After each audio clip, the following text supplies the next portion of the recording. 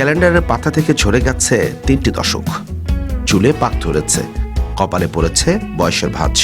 কিন্তু বগুড়ার মমিন ইকো পার্কের এই চত্বরে আজ সবাই সেই 90 দশকের স্কুল পড়ুয়া কিশোর কিশোরী।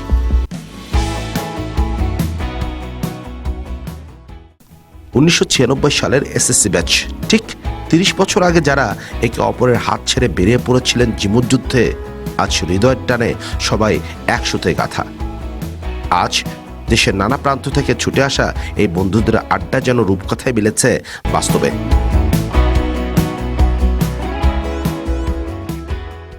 তোমার কাছে স্পেশালিটি কি মনে হচ্ছে তোমার কাছে? তো এই জায়গা থেকে মনে হচ্ছে বাংলাদেশের বিভিন্ন প্রান্ত থেকে যে আমাদের বন্ধুরা এসছে, তো সেই জায়গায় মনে হচ্ছে যে একটা মানে খুব একটা অসাম একটা পর্যায়ে আমরা আসছি। আজকে যে পর্যায়ে আমরা আছি এটা আসলে অভাবনীয়, মানে আমরা ভাবতেই পারছি না যে এতগুলো 96 এর লোকজন এখানে দাঁড়ায় আছে। বিয়ের মধ্যে যাই, বিভিন্ন অকেশনে যাই, বিভিন্ন মেলা, অনেক জায়গায় যাই, কিন্তু আজকে এই বন্ধুদের সাথে যে মিলন মেলা, এই অনুভূতি কখনোই বোঝাবার নয়। 30 বছর পরে এসো আমাদের কাছে মনে হচ্ছে আমরা ভুলে রয়েছি।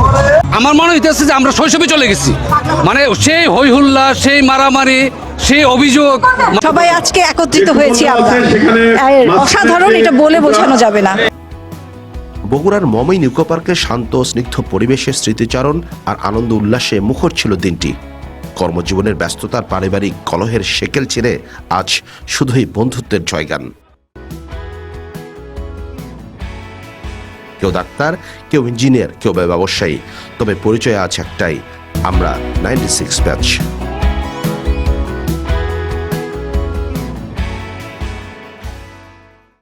শুধুই আনন্দ নয়, আজ না ফেরার দেশে চলে গেছে যারা, তাদের স্মরণে ছিল বিষতমাখা নীরবতা।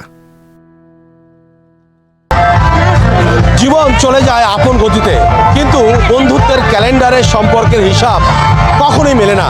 আজ 96 ব্যাচের 30 বছরের মহামিলনে 50 ছোঁয়া বন্ধুরা এমনটাই মনে করছে।